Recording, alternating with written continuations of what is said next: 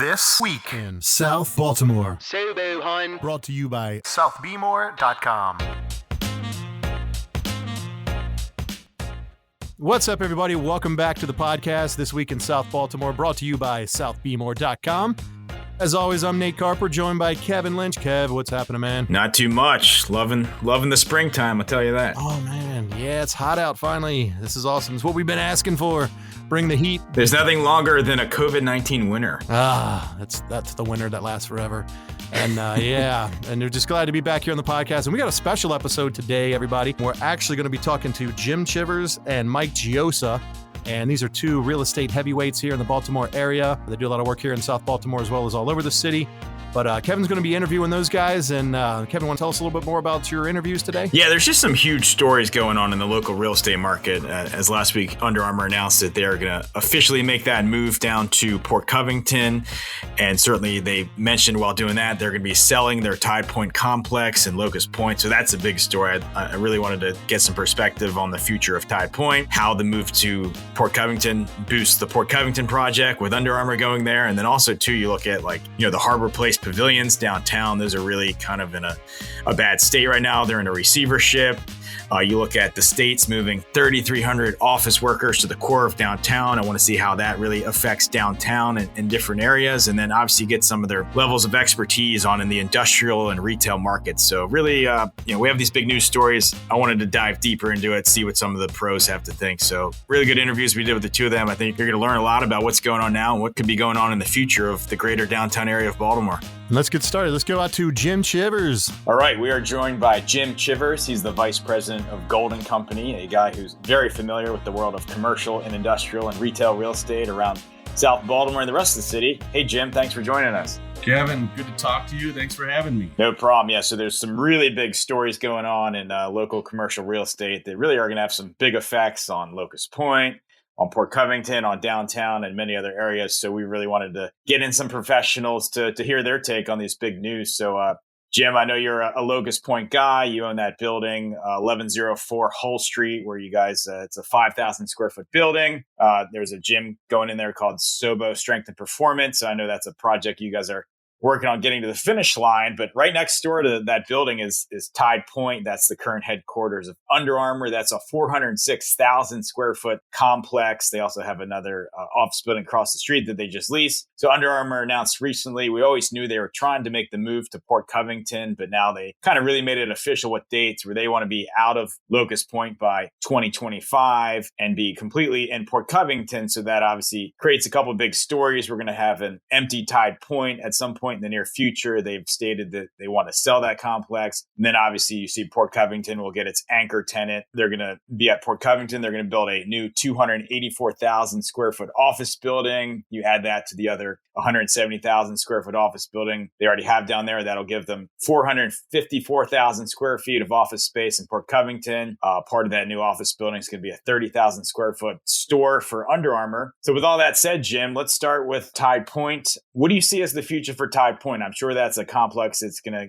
get a lot of interest in this market. Yeah, Kevin, again, thanks for having me. And first of all, I want to say thank you for all the coverage that you do locally here with the businesses in South Baltimore. It's kind of refreshing to see some positive news out there. And again, thank you. But the future of Tide Point, kind of near and dear to our hearts. I live in the area, as do you, but it's sad to see them go in the neighborhood. I mean, they've been a key presence in the South Baltimore area for several years with the support for jobs and the involvement with the city and participation in improving Latrobe Park amongst other areas here. But, if you look at the aerial or just the layout of Tide Point, the company is a little restricted to some of their growth in the Locust Point neighborhood.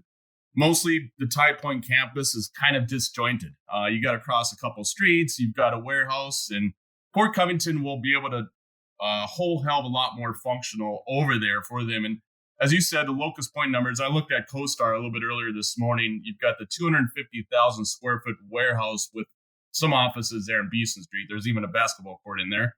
And then CoStar says that you have a 230,000 square foot Class A office building on the waterfront at the end of Hull Street. So a good chance Weller Development and Under Armour's team will handle that sale. We'll still have several years until they start to move out. But one big thing is that's a valuable piece of real estate. And I think that, mixed use residential with mostly offices. Small amount of retail will probably be the end game here. And a good chance it's going to be A plus or national credit type companies that will be occupying Tide Point, mostly just like I would compare it to Harbor Point or Harbor East, those type of tenants that are in those buildings. So, it is, again, sad to see Under Armour leave Tide Point, but I think long term, it'll be strong national type companies that will be taking a good hard look at it. I know we're biased, but I certainly look at the boardwalk they have down there and just that awesome view looking across at Harbor East and Fells Point. And as far as the strategy for Under Armour, if they're thinking they're going to be out of there by 2025, do you think it makes sense for them to start leasing up parts of that building in anticipation for a sale? Or do you think it would benefit them to kind of put an empty building on the market? Do you see any type of strategy they might be looking to do there? Yeah, it's tough to say right now because Under Armour will be occupying it for several years. And it's, to predict it, if it's going to be an owner user, it could be one company coming in to occupy entire Tide Point, or a mixture of smaller, mid-size office tenants, say 20 to 50,000 square foot office tenants, several office tenants in the complex. So again, too early to tell. We will be able to see once they start putting it on the market if they're going to market it to one individual owner user or investors and kind of split it up to several different type of tenants in there. And obviously you have that beautiful waterfront there. One thought I had in my idea is you have that boardwalk already there. Maybe you could kind of line the first floor facing the harbor with some restaurants. You could sort of have some restaurants on the boardwalk down there. So could you see a new development company coming in and maybe adding some waterfront retail, waterfront restaurants to the complex? Yeah, as you mentioned there, on the street level or waterfront level, whatever you want to call it, that is a beautiful area down there. You've got the football field down there now and kind of track field. I know Under Armour's been using that for a while, but beautiful views. One positive thing about that is you do have the parking to serve the buildings. Plenty of parking lots around there in front of the warehouse. Off of Beeson Street, you've got that large parking lot, and then around the bend there on Key Highway. So you do have, again, plenty of parking to serve that area. And then, the top upper floors, I think you've got 3-4 story of office building there in Tide Point. Mostly offices, maybe some residential up on top there. Good thing is Under Armour's not going far. If you're an Under Armour employee and you're living in Riverside or Locust Point, I doubt you're going to move because your company is only moving about a mile down the road. You're moving to a neighborhood that has really no for sale housing. So if you want to work at Under Armour and buy a house, you pretty much still have to do it in Locust Point or Federal Hill, Riverside. So I think it could be a good thing for the area when you think about it, where we still have Under Armour, and then maybe it's a chance to get some of these smaller companies into Locust Point, which could really benefit, the existing restaurants and housing values and stuff, where you might have more C-suites coming into the neighborhood and kind of more salespeople coming to the neighborhood. That hopefully will be a chance where we still have Under Armour, but maybe we have some of these smaller companies too that really take advantage of the Locust Point and South Baltimore lifestyle. Yeah, and we're starting to see that already with Saperstein getting involved, the old chemical plant that they tore down. And I think, was it 110 or 120 townhomes going in that little pocket there? So very little, and you're involved in a lot of the housing coverage too, the housing news here of what's happening here. And there's not much available for sale. So you're kind of packed at the seams here with residential. And Saperstein's done an excellent job in developing Locust Point, and we're excited for the project that he's doing there on Ford Ave too. I think it's 110 or 120 townhomes. You're investing right in that area. Tell us about the project you have at 1104 Hull Street. Yeah, so I'm a small partner involved in that building. It was an old longshoreman type facility, built very, very solid, 2 stories, 5,000 square feet. And we hooked up with a guy named James Rehack, who is the owner operator of Sobo Fitness. And we were just in there yesterday, kind of walking and talking with them, kind of like a final walkthrough. And we renovated the building, new roof, all new windows, basically virtually a new building for him. And he's excited, and having him in the neighborhood is awesome. People that are looking for a trainer, definitely check him out. He really knows his stuff, and excited to have him in the neighborhood and occupying the building that's been sitting vacant for, 5-6 years.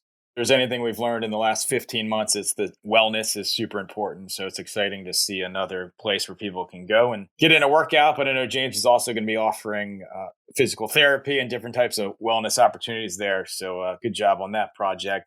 Now with Port Covington, now they get their anchor tenant in two forms. They get their anchor office tenant with Under Armour. They're going to be occupying almost 500,000 square feet of office space down there, bringing about 1,100 daily workers to Port Covington. Then you'll have that 30,000 square foot retail store for Under Armour. Hopefully that'll be a big draw. So how much of a boost is that for the Port Covington project, the part that's not Under Armour, to have those anchor tenants in place? How much easier does that make it for the guys like you that are leasing spaces and selling the dream down there?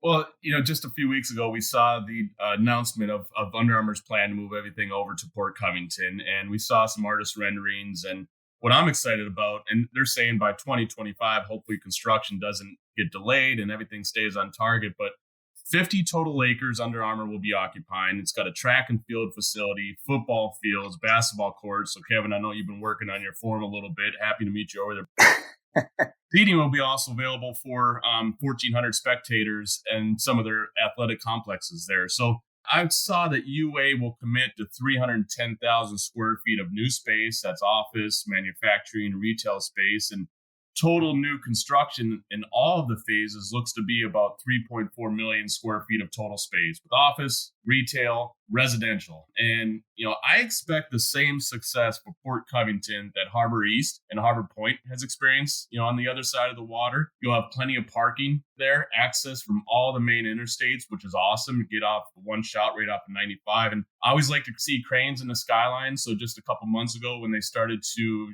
push some dirt around and get that going. But soon we will start to see some of the announcements on the tenants that will be relocating and making Port Covington their home and joining Under Armour. And CoStar has just started blasting some of their marketing material. I don't know if you've seen some of the renderings of some of the buildings that are there. And I know they're starting to target a lot of the IT companies and tech companies. So, before you know it, we'll start to see some of the tenant rosters and names of companies that will be moving in. But we'll talk a little bit more about the Central Business District. But you saw some of this from the Central Business District of those type of tenants, law firms, some other national credit guys making their moves over to Harbor East because of the amenities, and Harbor Point because of the amenities and access and quality of living over there. Port Covington will be able to offer the same. And we are excited also to see that get going.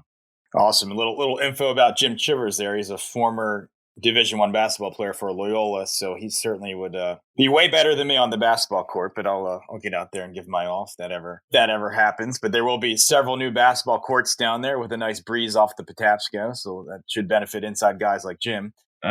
I'm washed up, man. I'm just 3-point line to 3-point line is where I'm at. The European style, the 6'9" guy hanging out behind the 3-point line. As a big man, everyone yells at you for that. So, and it certainly makes sense. We saw there was a push for this extended stay hotel option at Port Covington that they're putting in. Certainly that kind of makes sense when you see that Under Armour indeed is making the move down there pretty quickly, where I'm sure Under Armour certainly gets their top athletes that come into town. And especially if you get that track and field turf stadium, that's going to really lead to a lot more of their athletes training on campus. They've obviously always had the nice indoor facilities with their Under Armour Performance Center and their other gyms.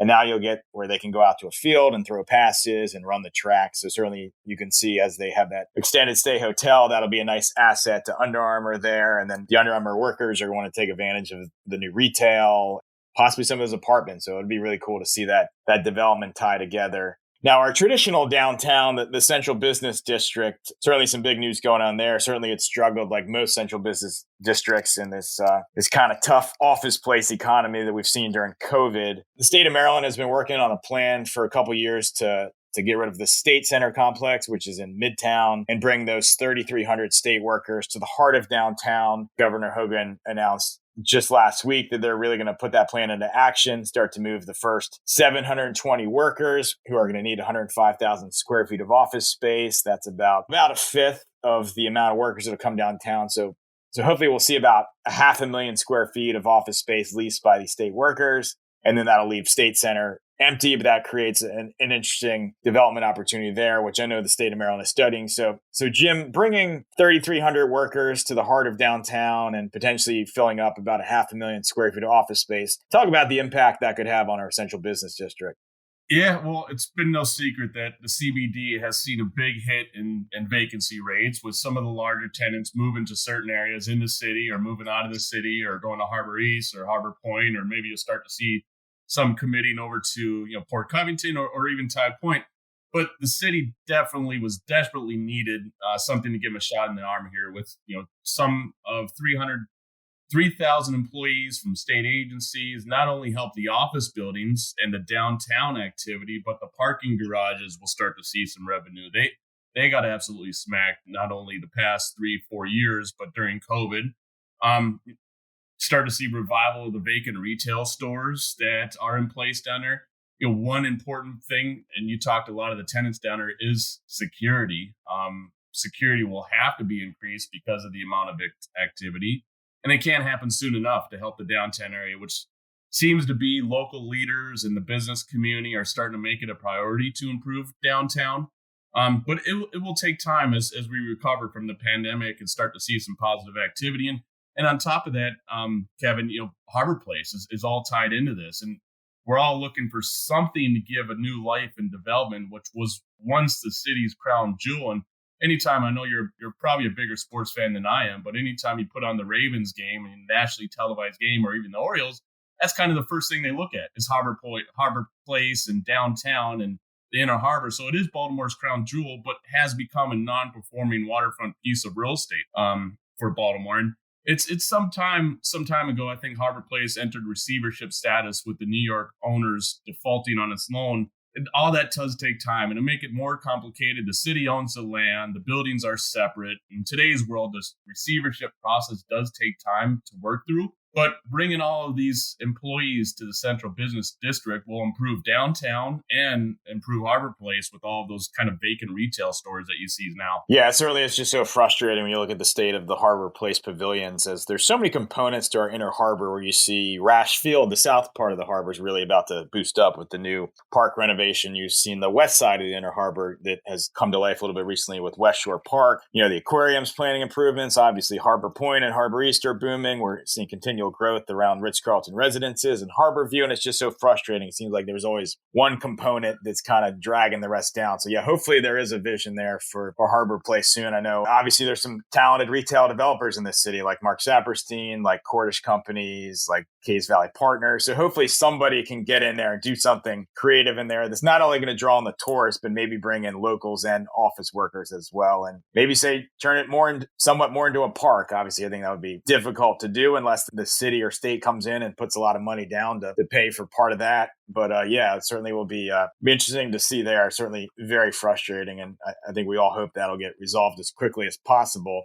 And it does take time for that receivership there in the Harborplace. But personally, there are a handful of local real estate developers, as you mentioned, and have done successful real estate projects. And I would love to see them get their hands on. There's probably 3 or 4 local guys that you and I probably can mention here, but real estate is local. They understand the market, they understand the trends, they understand the demographics and what the city's wants and needs. So it's going to be interesting to see who gets their hands on the Harborplace here with the next year or so.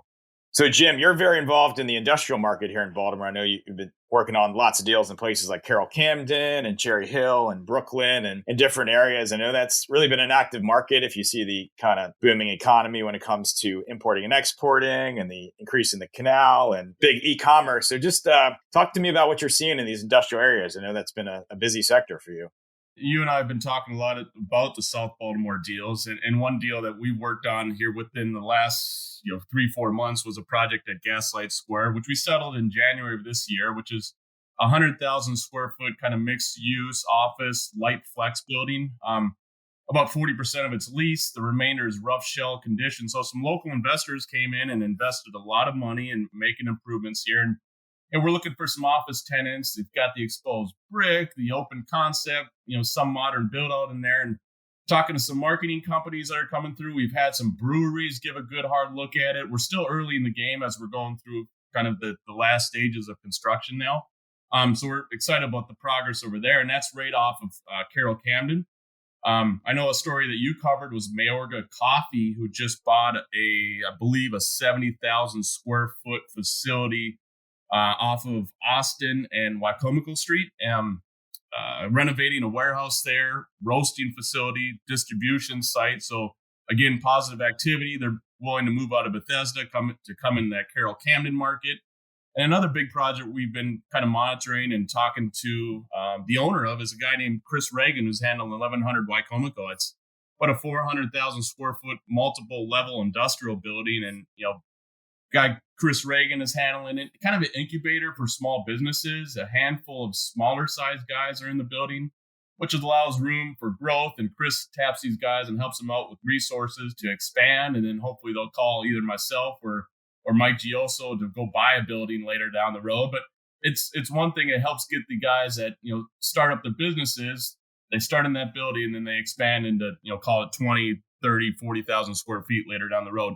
And then the entertainment district, Kevin, I know you've been following a lot of, and that's right next to the casino. That's attracted a lot of out-of-state investors for some of the other outlying parcels around there. So without a doubt, we've seen a lot of activity in that Carroll, Camden, and Pigtown market. Very cool. And then you look at Curtis Bay. I know there's, over 1 million square feet of new kind of e-commerce and distribution warehouse spaces going in there. So what's driving the market in an area like Curtis Bay? Well, one thing, my wife ordering everything online, the e-commerce world is just driving these industrial buildings. The values are in high demand, and e-commerce has just really boosted the industrial market, especially in the South Baltimore. There was an old dilapidated building that some out-of-state investors are putting kind of a distribution site down in Curtis Bay, which is all, I think, positive development. It'll offer jobs for those down there in the South Baltimore community and positive development. Very cool. I know a lot of people are attracted to the sexiness of a Ritz-Carlton condo or some of that Harbory stuff, but Baltimore at its roots is a blue collar town, and the port is obviously a huge driver. So it's great to see that those port related industries are doing well and kind of having a second life here. And, that's really kind of a part of the economy that a lot of people don't think about, but it really provides a lot of jobs, a lot of investment, and keeps a lot of people busy. Thanks so much for joining us, Jim. I know you're often busy showing more of these buildings, but we appreciate your time and keep up the good work in Baltimore. Yeah, absolutely. Again, thank you for your coverage too. And we love, seeing what you're digging into. You've uncovered some impressive stories here with the last few years. So keep it going. And thank you for all your coverage here in Baltimore. Will do. Thank you, Jim Chivers, for joining us today on the podcast. Stay tuned for part 2. We're going to be joined by Mike Gioioso. All right, we have another great guest joining us to talk about these big topics in the local real estate market. We have a broker and commercial real estate advisor, Mike Gioioso. Mike, thanks so much for joining us. Thanks, Kevin. Thanks for your work in reporting in Baltimore City and all things local. Awesome. Well, Mike's got more than 10 years experience working in the Baltimore market, working all kinds of commercial deals. And I know he's had his own YouTube show and a lot of creative ideas. So Mike will definitely give us some good perspective on these big stories which are going on. And the first one that's really big is obviously Under Armour has announced they're officially making that move to Port Covington. I know they've talked about it for years, but they've really set a date of trying to get fully there by 2025, which leaves Tide Point as a building that they will sell. We'll see what type of condition that building is in when they sell it, whether it's they start leasing it up to other companies or whether it's kind of an empty building. So Mike, what do you, obviously with Tide Point, that's going to come on the market. That's got to be one of the premier properties in the city. What do you see as the future for Tide Point without Under Armour? Well, I would say, honestly, it's not a zero-sum game. I think that real estate is so character rich that it's the type of stuff that could lure other engaged employers into the waterfront and into the market for that matter. So, at the same time as they'll be concurrently trying to tell the storytelling of cyber and technological office space down at Port Covington, I think you've got more opportunity for design and collaborative and sort of emerging office uses right there on the waterfront that, I hate to think of Baltimore as a zero-sum game always. I think we can, probably use that asset to lure some cool companies down from different parts of the city or metro area. Certainly you look at the Tide Point complex, it's over 400,000 square feet. And there was once a restaurant there, but there's currently not any retail there. So obviously you have the part of Tide Point that faces that really awesome view of the Inner Harbor. There's a boardwalk down there. Do you see some opportunity to infuse some restaurants and retail there into Tide Point? Maybe give it an extra asset? Yeah, potentially. I mean, when you are down there, what you referenced, Kevin, is absolutely right. If you're outside of the Air St. Gross office space and that field that Under Armour has, it's magical. And fortunately, part of the plan for Port Covington is a lot more public space and chances for people to use what's a really underutilized asset. Anybody, a citizen, a developer, a broker who's walking that waterfront just sees opportunity when they go down to that part of town. Obviously Under Armour was almost a single user of Tie Point. They also had that big warehouse property across the street where they also had offices and a basketball court and a cafeteria. So the good thing is the area is not losing Under Armour. They're going from Locust Point to Port Covington, which are right next to each other. If you're working at Under Armour, you're probably not going to sell your house in Locust Point or Federal Hill because you're moving a mile down the road. The opportunity to get kind of more collaborative type companies and different workspaces in Tie Point, do you think that could be a nice benefit to kind of Locust Point restaurant owners and Locust Point home values and the rest of the peninsula, as maybe you'll get more of these smaller companies that are maybe have to kind of come outside the office a little bit more to eat, to kind of entertain clients, to just take a break? Do you see kind of that newer model maybe could be a boost to Locust Point? Yeah, I think of it really, it's analogous to the stuff over in Brewers Hill, which has become its own little kingdom over there. You add a little bit of density and then just some feet on the street. And I think, Locust Point is always going to be, it's a really nice location to plant a flag. With that move, Port Covington gets its anchor where, Under Armour's bringing what they're saying is going to be about 1,100 employees a day down to Port Covington. They're going to be occupying close to 500,000 square feet of office space down there with their new 284,000 square foot building, with the old building, with the building 37 they already have down there. They're going to bring a 30,000 square foot Under Armour retail store down there. So how does that boost the Port Covington project? That now we know for sure that you're going to get those Under Armour workers, you're going to get that big retail store. How does that make life easier for those trying to lease the spaces in the rest of the Port Covington development?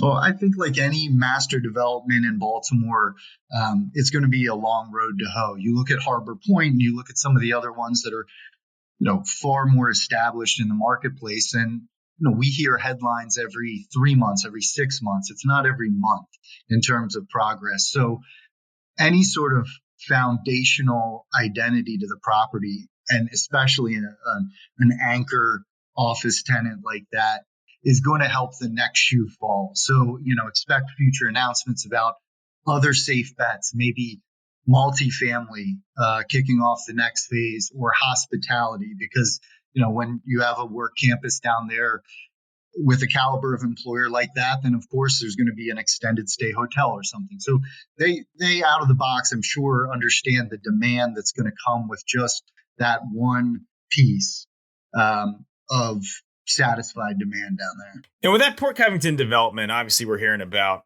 apartments and hotels and restaurants and then different types of office spaces. I know they're talking about getting cyber companies and educational companies. Is there any kind of use you could see going in there that might need a lot of space? I don't know whether that's like a new grad school for like a local college, or whether it could be like a big facility for somebody like Kaiser. Is there any type of uses maybe we're not thinking about that could be attracted to a space like that has a lot of space? Maybe it's kind of like city light in a way, where it's kind of in the city, but the parking's easier. Maybe some of the panhandling issues are easier down there. So are there any kind of creative uses you could see that might take an interest in an area like Port Covington that has a bit of a blank slate? Yeah, I think for the past several years, they've been thinking along the lines of a national harbor and trying to project how grand and how over the top of a regional sort of destination it could be. I think now probably the focus should be on stuff, true regionalism, that stuff that is around the Baltimore DMA, to reach out to a Kaiser and stuff. Along those lines, Kevin, I have been banging on doors of these medical facilities, because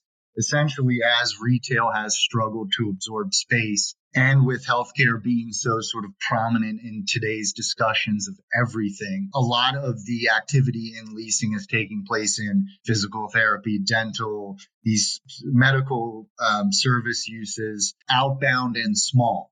in talking to more of these medical name brands around the metro area, some of the discussion is about doing truly regional nodes, small hospitals, if you will, like one-stop shops. And again, when you look at the city, zoom back on, the 10,000 foot basis, it's hard to find places like that have suitable parcels to do it. And so, yeah, with the developer's path of least resistance perspective, it's a great place. Two vendors that constantly come up as people wanting in South Baltimore are Trader Joe's and Target. Obviously, Trader Joe's is a company that does not expand a lot, and I've certainly heard there's issues there where they want to be able to sell beer and wine. But any chance that two companies like that, like a Trader Joe's or a Target, could find a home in Port Covington or maybe somewhere else in South Baltimore? Obviously, you have the old Shoppers at Southside Shopping Center that's been, they're going to have an exit at some point. So any way to fit kind of some retail vendors like that into the area somewhere? Well, I'd be happy to talk sort of the grocery picture. That's an interesting subtopic in commercial real estate right now, because it's notes of e-commerce, it's notes of sort of price point and the middle effect.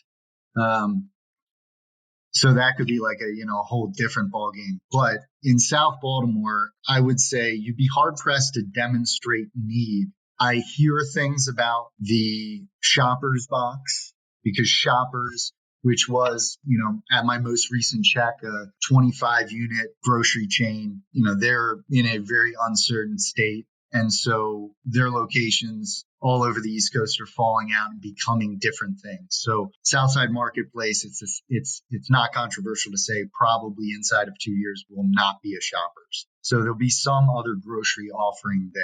The Harris Teeter has always held its own visibly, so is there a need for a Trader Joe's on top of that? I think the community would clamor and they would message board, as they do all over America, to jockey for it. But, I don't know that the brand would sort of see that at this point on the peninsula. And moving on to Harborplace, the pavilion's down there right at the heart of the Inner Harbor. Very frustrating situation for so many in Baltimore, as you see. It was purchased by the Ashkenazi group a handful of years ago, and they started a renovation, and it eventually fell into foreclosure. And now it sits with a receiver, and everyone's kind of frustrated by the lack of progress. And obviously, this is prime property in Baltimore, and it was once kind of the place you had to visit if you came to Baltimore. So any thoughts you have about the future of Harborplace? Any reason we should have any optimism? Any creative ideas you think could come up for those parcels? Some of the best opportunities for the parcels, sort of, unfortunately, this ship has sailed. I think a lot of us, when we get together, we just say, that should have been or could have been the casino. That would have provided a sort of lot of innate security, a lot of feet on the street. And though that is a somewhat obnoxious use to some people, I mean, it would have been sort of a restoration or a chance to hit the reset button there in the main of downtown. Decidedly, the center of gravity has moved east in Baltimore. I mean, it is essentially Harbor East, Harbor Point is the new downtown, as anointed by the corporate community, because we're seeing lease after lease of people migrating. Bank of America, highly likely Transamerica, BWC before the whole thing. The list goes on and on. That, unfortunately, that ship has sailed. I think there's enough stakeholders this time around that they have to address it in this next 4-year increment. During the Mayor Scott administration, it has to be rebooted. I was at drinks 2 weeks ago in Harbor East, and I saw a group of people that was a right configuration of people, including Shalonda Stokes, some other past people that have been involved formulatively with Harborplace, having dinner and drinks. And I think they were addressing this subject, virtually right from go in her administration. So there's a lot of voices. There's other downtown private owners that are clamoring, other brokers, obviously, you read the paper, that are clamoring that these assets be addressed. And what do they say? It's safety, it's feet on the street, it's some pride and sense in localism that we seem to lack. We're all clamoring that something happened. I'm optimistic that something will happen.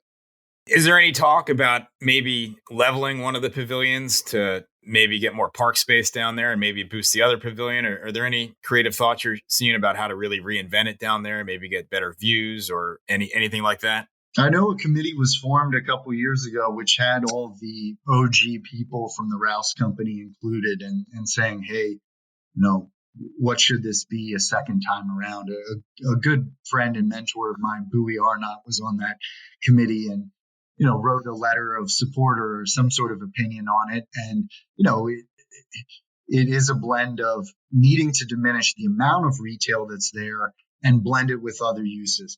Public space, some institutional space, again, bring security, traffic, feet on the street to the presence, all day parts, try to, turn it what it is into a fully activated hub of the city. I've heard of uses including, some sort of barge type use, a blend of sort of like an amusement and a spa out on a barge right there. The city couldn't get creative about that to accommodate something that would have been sort of first of its kind out there. I think we have to sort of loosen our grip on some things and, understand that people gathering begets good things from a public safety standpoint.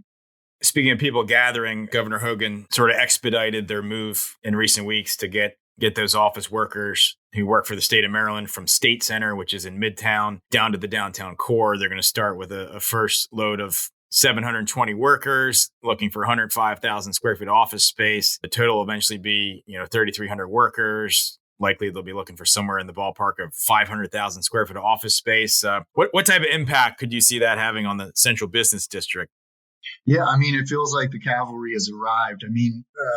This has been talked about for a long time. The redevelopment of State Center has been opposed for a long time because a lot of the downtown landlords, Peter Angelos included, sort of concerned that if you move those small state agencies, those, dink and dunk office spaces purely out to a new revitalized State Center, it really will be a terrible downward pressure on the downtown. So this is, confirming the opposite, that those 3,300 plus people would be helping firm up downtown as it feels like the reinforcements are here. How big are some of those office buildings down there? Because obviously, if you think of maybe they're looking for 500,000 square feet, could we see this spread across several buildings? Or is there a chance maybe they'll just find one empty building and load everybody into there? Do you see any way this could play out? Yeah, I'd hate to see just pure picking winners and, losers in one fell swoop like that. I think, sort of it is got to be a hybrid of making the right choice for the office end use. But at the same time, I would hope that it would sort of benefit the greater downtown because, what we saw largely, for the past 5-10 years in Baltimore is a flight to quality is the cliche that, has been overused by our office community. But streets like Lombard and so on and so forth, moving north off of the Inner Harbor, office tenants were effectively for the same rent or at the next renewal, able to migrate down to Pratt Street. And then with sort of air being let out of the balloon on Pratt Street via people moving eastward, we'd hope that there would be some floor of support provided by this office tenant, the state agencies. Yeah, it's a shame you hear so much, talking to Jim, talking to you hear so much of people in Baltimore just kind of bouncing around. Unfortunately, the state of Maryland and the city of Baltimore hasn't well positioned itself as a place that's luring all kinds of new companies. Like obviously some places like Atlanta and Austin seem to be doing big time. So hopefully somehow with this juxtaposition of things to Port Covington and Harbor East and hopefully these office workers downtown, we can strengthen all those communities and get some good stability and build from there. But, yeah, prominent local developer, millions of square feet. And they control some of the Beltway sites that everybody commenting from the outside looking in would lure the downtown company to move to the burbs. And I asked them about it. I said, they're two prominent sites. And they said, the phone isn't ringing about it. It's not like that narrative isn't necessarily true. People screaming to move into a little mini campus in the burbs. But at the same time, people are making strategic moves about their office space in general. And in the city, there's some drivers that have to be addressed. Sure. Yeah, you think about that. It seemed like the boomer generation really kind of led that move towards Hunt Valley and Columbia and those areas. And it seems like Gen X and the millennials and Gen Z are really kind of attracted more to that city, where you certainly hear about companies like T. Rowe Price, where they have that campus out in Owings Mills, but I think they know they need to have that cool vibe down in the city to lure talent. Are you seeing that as well, where maybe this younger generation is kind of more attracted to the city, where even if a company wants to do a lot of its operations out in the suburbs, they still need that city location just to lure some talent? Yeah, I mean, there's a little bit of a zip code thing, but, the world is flexible in that regard. It can be, for Transamerica's purposes, it could be a regional office with 200 people. It doesn't have to be naming rights of the phallic office tower, like the blimp shot doesn't have to be part of the modern paradigm. I would also sort of say, Kevin, from a historical perspective, a lot of the commercial real estate industry really got into high gear in the suburbs in 1968. So it is things that have the sort of seismic shift of, it's like events like that sort of beget changes like the development of White Marsh and Hunt Valley and Lutherville and Owings Mills. So, right now we're in a similar kind of seismic shift. There will be changes unknown yet. And I know you touched on it with Jim Chivers, and an expert in his product type, but e-com and last mile and all that stuff is super hot. South Baltimore, from a jobs perspective and relevance perspective, is perfect in that it's straddled by all the infrastructure. Absolutely. So I know you've done a lot of work with retail. I know you've helped a lot of restaurants find their home, a lot of building owners help lure tenants into restaurants. So what local trends are you seeing? Seeing any trends in Federal Hill or Locust Point or the rest of the city as far as kind of the restaurant industry and the retail? I know it's been a tough year for restaurants, but I think we've been pretty lucky to see a lot of them in South Baltimore hold on. So any trends you're seeing there? Any deals you're working on? Well, a couple of trends. I mean, I would say that the restaurant bars in a neighborhood like Dead End Saloon and that kind of thing, like they have seen a resurgence in sales. And I would say, they're faring better than the sort of downtown district guys, the side street of Cross Street or something like that. Like the volumes at the neighborhood places bolstered by a very landed, planted customer and some neighborhood loyalty and localism are doing great, it seems to me. I've heard terrific, the food scene is great down in South Baltimore. Limoncello is over the top, great meal in an over the top, not for everybody's space. That's pretty wild.